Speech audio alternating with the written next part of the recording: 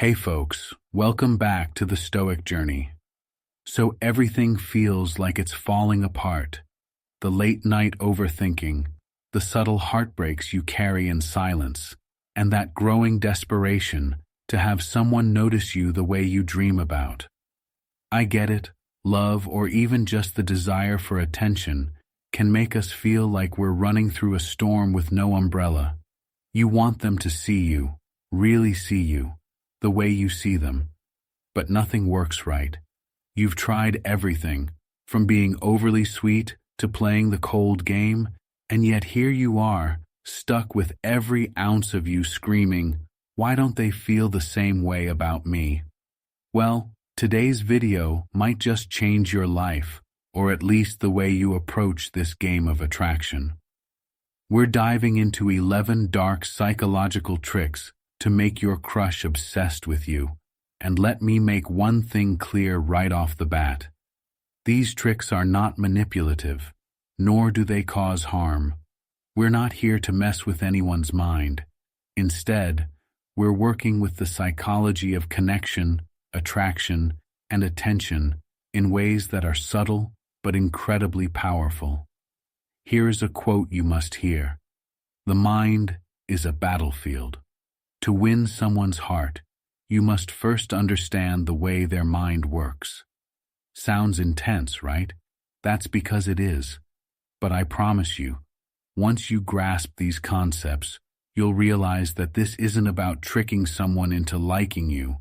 It's about showing up as someone so magnetic that they can't help but be drawn to you. And here's the twist. These tricks might just make you feel more confident and in control too. And here's the kicker. Listen closely. We're not going to talk about walking away, going silent, or playing hard to get. Nope, not today. Those tactics have been rehashed over and over, and honestly, they can feel like exhausting games that make you question your self-worth. Today, we're diving deep into dark psychology. And you know what's the best part about it? You don't have to try hard to get it. That's the beauty of dark psychology. It works like magic. Once you understand the hidden triggers in someone's mind, they'll be drawn to you naturally, without the need for dramatic stunts or empty strategies. Let me paint you a picture. Imagine yourself as a lighthouse, your crush a ship lost at sea. If you shine too brightly, you blind them, and they'll sail away. If you're dim and unpredictable, they won't notice you at all. The goal here is to become a beacon, consistent, radiant, and impossible to ignore. These 11 dark psychological tricks are the tools to help you light up the waters of their mind, making you not just visible, but unforgettable. Here's the thing, folks. Most people get it wrong. They think love and attraction are about chasing, begging, or winning someone over. But here's the hard truth. The more you chase, the more they see you as a beggar, and the less they value you. It's human psychology, plain and simple. People are drawn to what feels valuable, what feels just slightly out of reach. That's why most of these tricks work, not because they push someone toward you, but because they pull you into their thoughts, like a song they can't stop humming, or a smell that suddenly brings a rush of memories.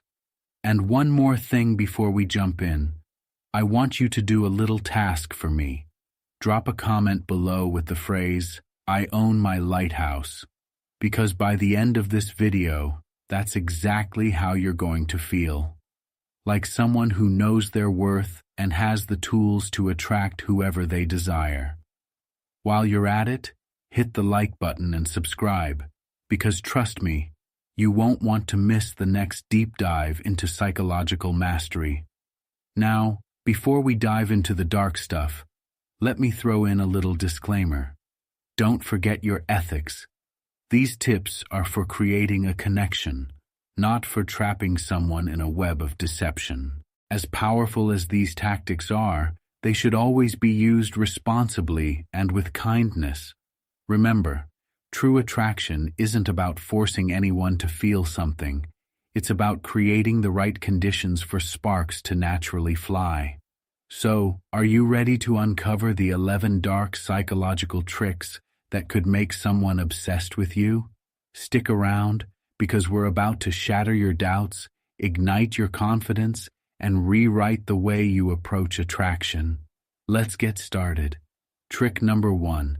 Name drop like a pro.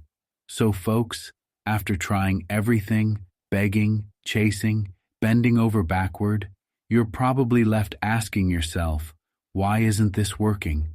You've poured your heart out, made all the sacrifices, and yet here you are, invisible to them while they live rent-free in your head. Sound familiar? Now, imagine this. You're in a crowded room, noise buzzing around like a hive of bees. But then, out of nowhere, someone says your name. Just your name. It cuts through the chaos like a blade, and for a moment, the world slows down. That's the power we're talking about here. Your name, my friend, is the sweetest sound to your ears.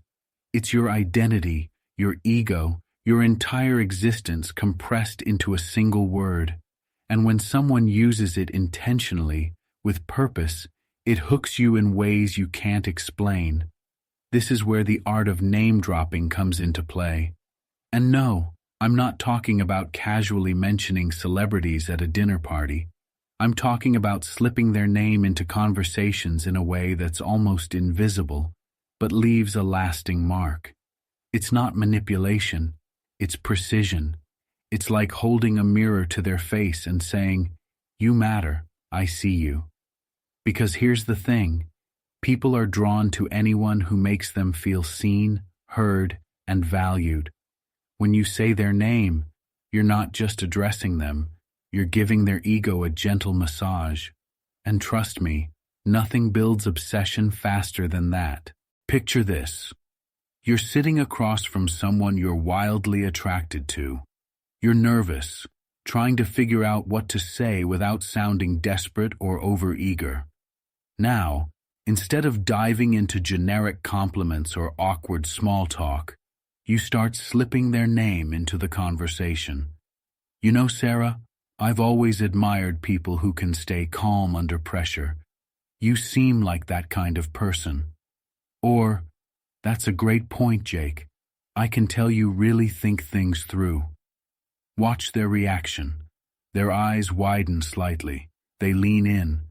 It's subtle, almost imperceptible, but you've just tapped into something primal. Their name isn't just a word. It's a button, and you've pressed it.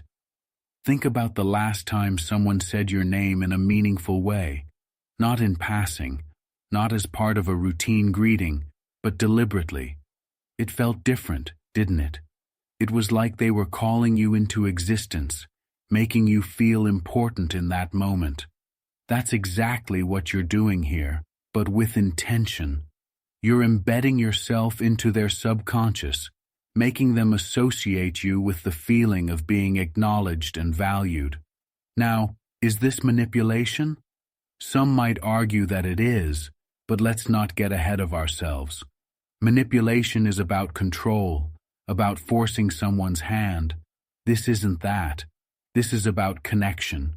You're simply using the tools at your disposal to create a bond that feels natural, authentic, and irresistible. You're not lying to them, tricking them, or taking anything away. You're giving them the gift of attention, and attention is the currency of attraction. Here's another metaphor for you. Imagine their name is a password to their heart and mind. Every time you say it, it's like entering a secret code that unlocks a little more of their trust, their curiosity, their interest. You're not barging in. You're being invited. And the more you use their name in meaningful ways, the more they start associating you with those warm, fuzzy feelings of importance and recognition. It's like leaving breadcrumbs in the forest of their mind, leading them straight back to you. In relationships, this tactic is gold. Let's say you're dating someone new, and they're not quite as invested as you'd like them to be. You've done the obvious things, planned the dates, given the compliments, played the "I'm a good catch" card, but it's not landing. Start using their name more intentionally. Texts like, "You know, Amanda, I've been thinking about what you said the other day." Or, "I had such a great time with you, Ethan.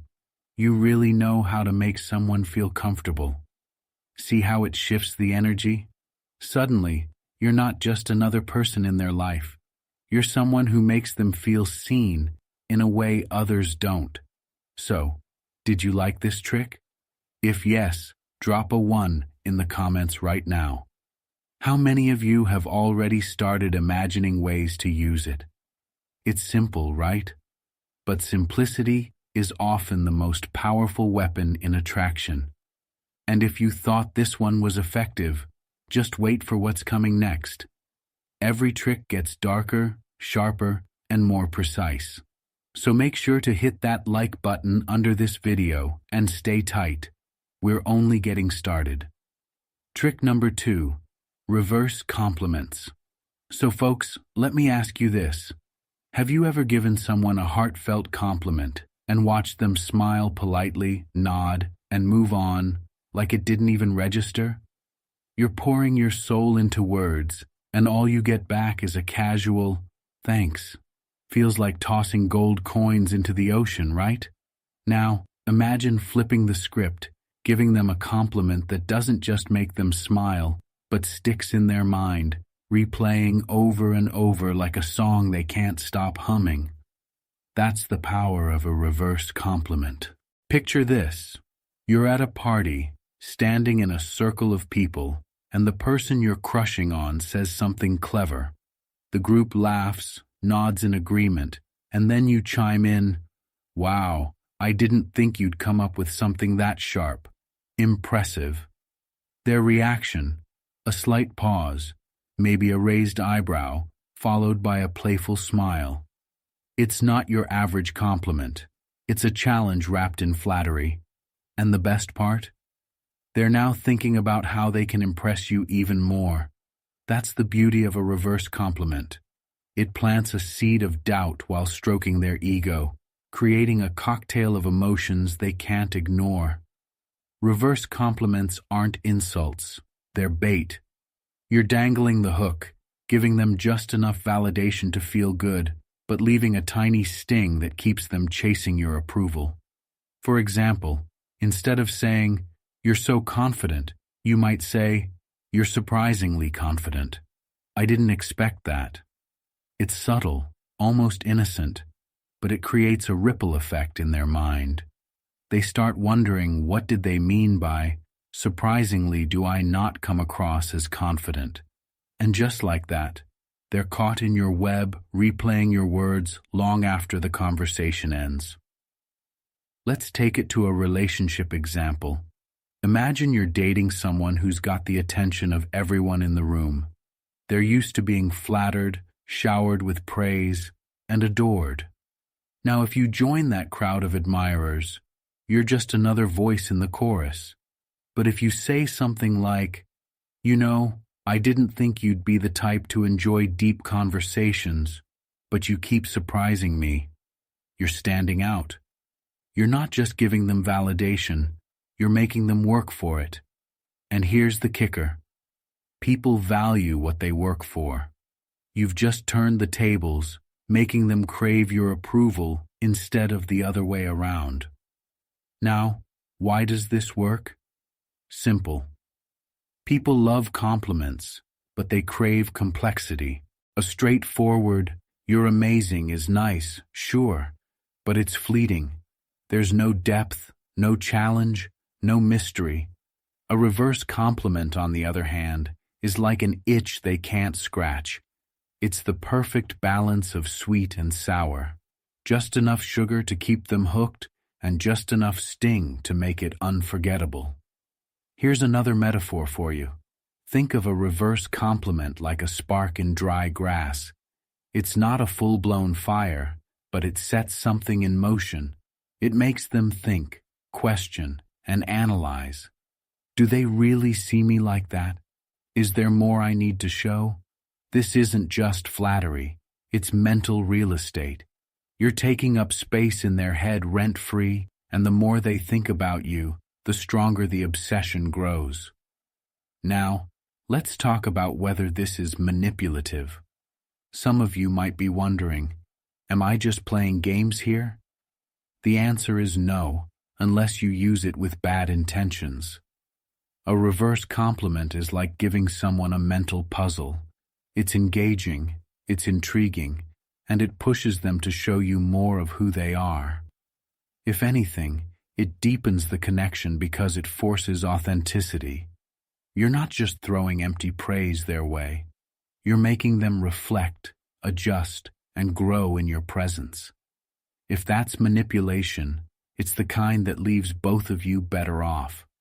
Let's go deeper. Say you're texting your crush. Instead of saying, "You're so funny," try, "I didn't think you'd have such a sharp sense of humor."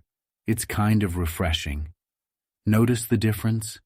You're not just stating a fact. You're creating intrigue. You're telling them they've defied your expectations, which is a subtle way of making them feel special while also nudging them to keep proving themselves to you. Did you like this trick? If yes, drop 2 in the comments right now. Imagine the ripple effect this could have in your conversations, your relationships, your dating life. It's like having a secret weapon, one that's sharp enough to cut through the noise and leave a lasting impression. And if you thought this one was good, wait until you see what's next. Every trick we're about to unveil is darker, sharper, and more layered, so make sure to hit that like button under this video and stay tight. We're just getting started. Trick number 3. Give them the gift of you. So folks, let me ask you something. Have you ever poured yourself into someone, giving them all your time, energy, and attention, only to feel like they didn't even notice? Like you're offering them gold, but they're treating it like spare change. Frustrating, right? That's because the problem isn't how much you give, it's how you give. Enter this trick, giving them the gift of you. Imagine this. You're in a high-end store, and the salesperson hands you an item with no packaging, no fanfare, no explanation of its value. You might glance at it, maybe even appreciate it, but it doesn't feel special. Now, imagine the same item, beautifully wrapped, presented with a story about how rare and valuable it is. Suddenly, you're hooked. You want it, not just because it's nice, but because it feels exclusive. That's the essence of this trick. You're the rare gift, and the way you present yourself determines how they perceive your value. When you give someone the gift of you, it's not about overwhelming them with your presence or drowning them in compliments. It's about giving them small, meaningful pieces of yourself at just the right moment. Enough to intrigue them, to make them crave more, but never so much that they take it for granted. It's the difference between being a treasure they're desperate to unwrap and an open book they've already read cover to cover. Let's break this down with a real-life example. Say you're talking to your crush, and you have a habit of always being the one to text first, to plan the dates, to keep the conversation alive. You're giving too much of yourself too easily. Instead, try this. Next time you're together, share something personal but brief. Maybe it's a story about your childhood, a quirky habit you have, or a dream you're working toward. Make it thoughtful and sincere, then leave it at that. Let them be the one to pull more out of you. When you give them just a glimpse of who you are, you're creating a sense of mystery.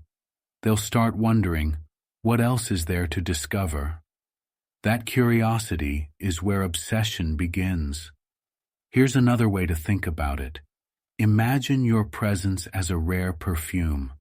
If you spray it everywhere, it loses its allure. But if you wear just enough that they catch a hint of it when they're close, it lingers in their mind. That's the power of giving yourself in small doses. It's not overwhelming, but it leaves an impression they can't shake. Now, let's address the big question. Is this manipulation? Some might say yes, but I'd argue it's about balance. Giving too much of yourself too quickly not only depletes you, but also teaches them to take you for granted. Holding back isn't about playing games. It's about teaching them to value you. Relationships thrive on mutual effort, and when you create space for them to come to you, you're inviting them to invest in the connection. Think of this as setting the stage. When you give someone the gift of you, you're not handing over the entire playbook. You're giving them the first few pages, enough to get them hooked, to make them want to keep turning the pages. And when they start leaning in, asking questions, making an effort to get to know you, that's when you know you've got them. So, did you like this trick? If yes, drop 3 in the comments right now. Imagine how much more impactful your presence will be when you start treating yourself like the rare, valuable gift you are. And if you think this was clever, wait until you see the next one. Each trick builds on the last, getting sharper, darker, and more transformative. Hit that like button under this video and stay tight. We're just getting warmed up. Trick number 4, play to their ego. So folks, let's get real for a second. You know how everyone says, don't feed their ego? Well, I'm here to tell you, forget that. If you really want someone to think about you day and night, you need to play to their ego. Why? Because ego isn't just about arrogance. It's about identity. It's how people see themselves, how they want to be seen. And if you can tap into that, you're not just speaking to them, you're speaking to their soul. Imagine this. You're hanging out with your crush, and they casually mention they're into something. Let's say photography. Most people would nod, say, that's cool, and move on. But not you. You're smarter than that. Instead, you lean in and say, you know, I can tell you really have an eye for detail. Not everyone notices the little things, but you clearly do. Boom. You've just hit their ego in the sweetest spot. Now they're thinking, wow, they see something in me that I want to see in myself. That's not just a compliment, it's validation. And validation is addictive. The key here is to figure out what they're proud of. Is it their creativity, their intelligence, their sense of humor? Once you know their ego hotspot, gently stroke it, but don't overdo it. This isn't about laying it on thick. You're not buttering them up. You're reflecting back to them the image they want to project. It's like holding up a mirror that only shows their best angles. Now, let's make it more fun. Think about the last time someone gave you a compliment that hit you right in the feels. Maybe they told you, you're great at solving problems, or that you're funny in a way most people miss. Remember how good that felt? It wasn't just about the words. They were affirming something you already believed about yourself, but craved validation for. That's exactly what you're doing here. You're affirming their inner narrative, and that creates a connection they won't forget. But here's the friendly warning. Don't fake it. People can sniff out fake flattery from a mile away. Instead, be genuine, but strategic. If you truly admire their wit, say so. If you think they're incredibly ambitious, let them know. But keep it natural, like it's just something that casually slipped out. Authenticity seals the deal every time. Now, is this manipulation? Not really. Think of it as building a bridge. Everyone wants to feel seen, appreciated, and understood, and you're just walking across that bridge to meet them where they are. As long as you're being kind and respectful, you're not taking advantage. You're creating a bond. So, what do you think? Did you like this one? If yes, drop a 4 in the comments. Let's see how many of you are ready to try this out. And trust me, if you think this was good, the next one is going to blow your mind. hit that like button and keep watching, because we're about to dive even deeper. Stay tight, folks. Number 5, mirror, mirror on the wall. So folks, let's talk about a trick that's as old as time but still works like magic. Mirroring. Yep, it's that simple. People are naturally drawn to others who reflect their energy, habits, and vibe. It's like saying, hey, we're the same. And you know what? People love themselves. So, when you subtly mirror someone, you're not just connecting with them, you're making them feel like they've found a kindred spirit. It's like holding up a mirror that says, see, you're awesome, and so am I. Let's get real here. Imagine you're sitting with your crush, and they lean forward to rest their elbow on the table. Without even thinking about it, you do the same. Or maybe they're sipping their drink slowly, so you take a slow sip of yours too. It's not about copying them like a robot. That would be weird. It's about syncing your movements, tone, and even speech patterns in a way that feels natural. The result?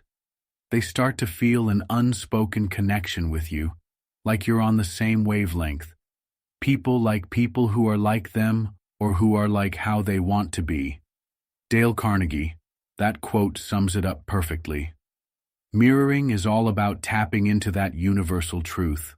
When you reflect someone's body language or tone, you're telling their subconscious, I get you, we're alike, and the subconscious eats it up like candy.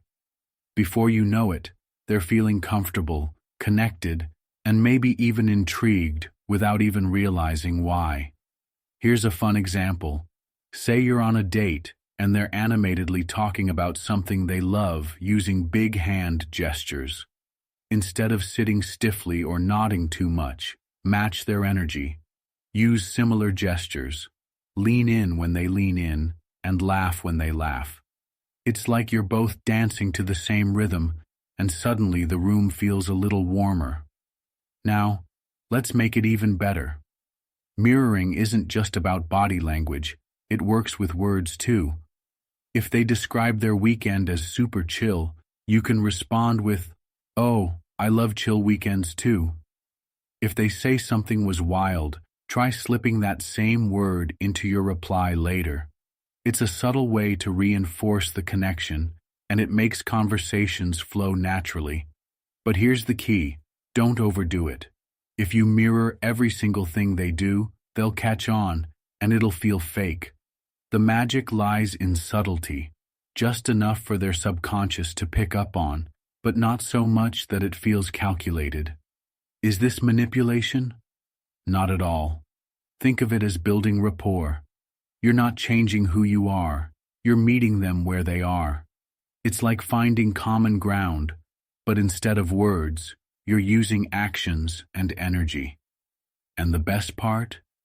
It feels good for both of you. So, what do you think? Did you like this one? If yes, drop a 5 in the comments. Mirroring is one of the easiest tricks to try, and you'll be amazed at how well it works. And if you're enjoying this, trust me, the next trick takes things to a whole new level. Hit that like button and stay tuned, folks. It's about to get even more exciting. Trick number 6. Play the "You're not like the others" card. So, folks, next up, let's talk about a trick that's guaranteed to make someone feel like the most special person in the world. Playing the "You're not like the others" card. This one is simple, yet incredibly powerful. Why? Because everyone wants to believe they're unique. Nobody wants to feel like they're just another face in the crowd. And when you tell someone they stand out, that they're different in a good way, it's like striking a match in their soul. Suddenly, they see you as the person who sees them. Imagine this. You're having a conversation with your crush, and they casually share something about themselves, maybe a hobby, an opinion, or just a quirky habit. Instead of giving them the standard, "Oh, that's cool," you lean in and say, "You know, I've never met anyone who thinks like that." Most people wouldn't even notice something like that, but you do. That's different. It's refreshing. Boom. In that moment, they're hooked. You've just shown them that you're paying attention, that you see them in a way others don't. And let me tell you, that's addictive. Here's the thing. This trick works because it taps into something universal. Deep down, everyone wants to be seen as unique. They want to believe they have something special to offer, something that makes them stand out from the rest. When you play this card, you're giving them exactly that, a sense of individuality, of significance. And the best part? You're positioning yourself as the person who truly gets them. Now let's take it a step further.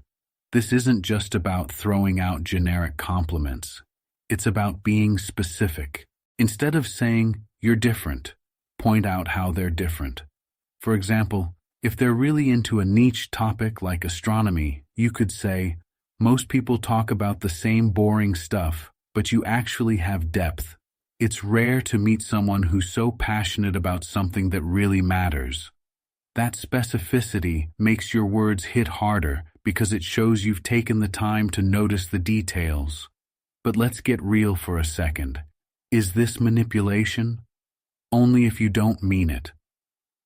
The key to this trick is authenticity. You're not just feeding their ego for the sake of it. You're genuinely noticing something that sets them apart. If you're insincere, it'll backfire faster than you can say, "Oops." So, take the time to observe, to really see what makes them tick, and then let them know. Think about it this way. Playing the "you're not like the others" card is like giving someone a VIP pass to their own life. You're saying, "You're not just another person in the crowd. You're something special." And when someone feels special around you, they'll want to keep coming back for more. So, did you like this one? If yes, drop a 6 in the comments. How many of you are already thinking about how to use this with your crush?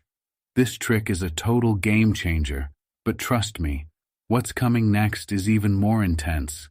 Hit that like button and stay tuned, because we're just getting started. Trick number 7. Weaponize their insecurities. So folks, next up is a trick that dives deep into the psychology of connection. Weaponizing their insecurities. Now before you get the wrong idea, let me clarify. This isn't about tearing someone down or being cruel. It's about understanding their vulnerabilities and using them as a way to build intimacy and trust. Let's be honest, we all have insecurities, and the person who acknowledges them while offering reassurance becomes unforgettable. Imagine this. Your crush casually mentions something they're insecure about. Maybe they say, "I'm not great at public speaking," or "I always feel like I'm not creative enough." Instead of brushing it off or trying to contradict them outright, you acknowledge it and then flip it into a positive. You could say, "You know, I get why you'd feel that way, but honestly, the way you explain things is so clear. Most people can't do that." What you're doing here is validating their feelings while gently reframing them. It's like telling their subconscious, "I see your flaws, and they don't scare me." This trick works because insecurities are deeply personal. When you address them in a thoughtful, non-judgmental way, you're creating a bond that feels raw, pure, and authentic. You're showing them that you see past the mask they wear for the world, and that you like what's underneath. Now, is this manipulative? Not if you're kind about it. The goal isn't to exploit their insecurities.